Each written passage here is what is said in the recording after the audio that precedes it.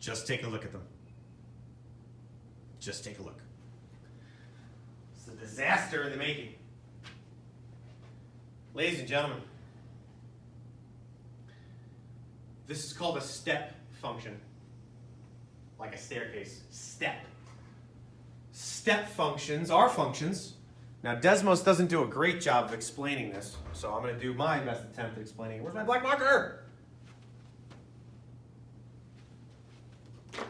Let's use blue. All right, so a step function. And it has to be a function because here is what is happening. I've got to have open circle, closed circle, open circle, closed circle, open circle, closed circle. Okay? Because again, it's kind of like the piecewise, we're jumping from one to the other. Now, creating a step function is a little more challenging, and I have to make sure that that's part of the curriculum. I don't think it's so much of the creation that you have to do, it's more of the evaluation of it. Now, clearly we know it's a step function, and we know it's a function because the domain of this function is still going to be negative infinity to positive infinity. The range, however, is going to be a little bit trickier. It is all integers inclusive of the real number family, right? So the range will be from negative infinity to positive infinity, except everything in between, right? So we're talking about integers only. So all real integers. So -1, 0, 1, 2, 3, 4, 5. Because the range between 0 and 1 is nothing. There is nothing in between it. It's just 0, it's just 1, it's just 2. There's no continuation there. It's all discrete, right? So those are two things you'll need to know. There is no such thing as end behavior for these.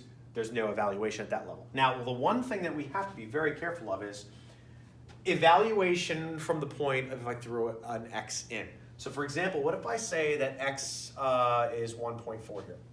Well, if x is 1.4 here, what is the value that I get? What's the output, right? Basically what we're doing is we're looking at the graph and we're rounding up, right? So it looks like if x is 1.4, right, so it's about there, my y value is 1. Now I'm rounding up, meaning I'm looking up, okay? If I were to continue going through this process, let's say 2.5, I'm going to go to 2. Now, that happens for all step functions. I could give you a different set of the step, but it still represents the same idea in terms of evaluating what the function's value is when x is a certain number, okay? So nothing different there in terms of, a table of values or anything like that, right? So a step function, be able to identify what it looks like, be able to identify a value if I throw you an x, be able to really kind of identify a range of values or an inequality if I gave you a y.